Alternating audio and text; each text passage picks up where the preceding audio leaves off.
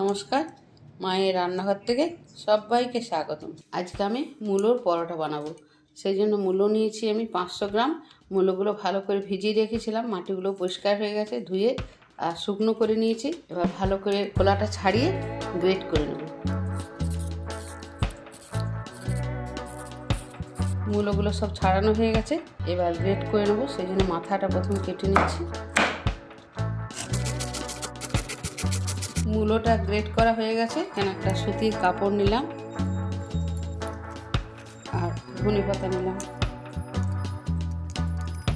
এবার জলটা খুব ভালো করে নিয়ে নিতে হবে। দেখুন কত জল বেরোচ্ছে। এই জলটা দিয়ে আমি ফেলে দেবো না, যখন আটা ময়দাটা মাখবো জলটা নিয়ে মাখবো। এবার এটার উপর রেখে দিচ্ছি।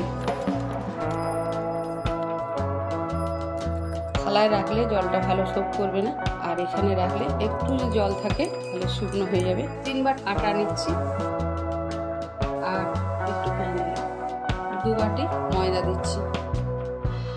পরিমাণ মতো নুন দিয়ে দিলাম, 1 চামচ হলুদ দিয়ে দিলাম। হলুদটা অপশনাল, হলুদ দিলে কালারটা খুব সুন্দর হবে। এখানে সাদা তেল 6 থেকে 7 চামচ দিলাম। এটা ভালো করে মিশিয়ে নেব। মূলো থেকে যে জলটা বার করেছি সেই জলটা দিয়ে মাখবো।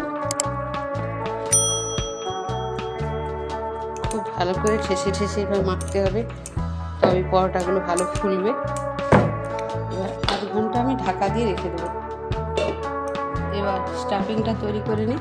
আমি মূলোটা ঢেলে দিচ্ছি। প্রথমে আদা গ্রেট করা আছে, ভাজা মশলা, ধনে জিরে আর মৌরি একসঙ্গে আমি ভেজে রেখেছিলাম। চিলি ফ্লেক্স দিয়ে দিচ্ছি, অরিগানো দিয়ে দিচ্ছি, পরিমাণ মতো নুনটা দিয়ে দিলাম। এবার ভালো করে সব মিশিয়ে নেব। একটা ম্যাগি মশলার প্যাকেট দিয়ে দিচ্ছি। হাত একদম লাগাবেন না, কারণ হাতে করে চটকালে আবার জল বেরিয়ে যাবে। এটা একটু শুকনো শুকনো স্টাফিংটা করতে হবে। খুব ভালো করে মিশিয়ে নিয়েছি। বেসন দিচ্ছি, বেসনটা আমি ভেজে রেখেছিলাম শুকনো খোলায়। বেসন খুব ভালোভাবে মিশিয়ে নিয়েছি, মাখা হয়ে গেছে। আধ ঘন্টা হয়ে গেছে, আবার একবার মেখে নেব। এবার নিচেগুলো কেটে নেব।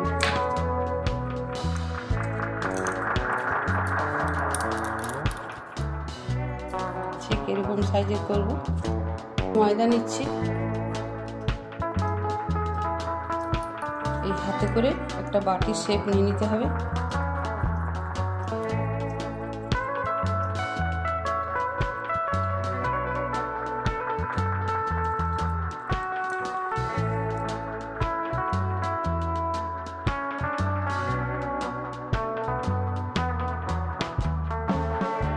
মুখটা খুব ভালো করে আমি বন্ধ করে নিয়েছি। এবার মাঝখানটা আমি এভাবে এর সঙ্গে গেঁথে দিচ্ছি।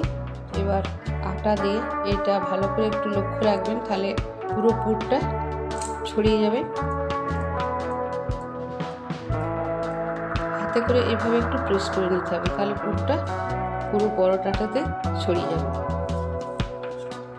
একটু হালকা করে বেলতে হবে। দেখুন বেলা হয়ে গেছে আর পুরটাও ফেটে বেরোয়নি। গ্যাস জেলে তাওয়া বসিয়ে দিয়েছি।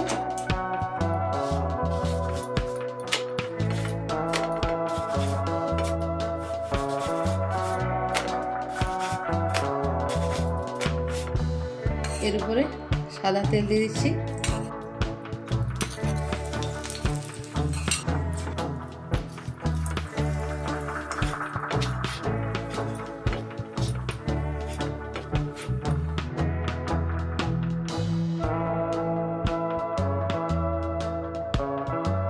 হয়ে গেছে, একটা আমি করলাম। এবার বাকিগুলো আমি পরপর বানিয়ে নেব। পরোটা একদম রেডি হয়ে গেছে। এবার দেখুন আমি কেটে দেখিয়ে দিচ্ছি কি সুন্দর পুরটা ভরা হয়েছে।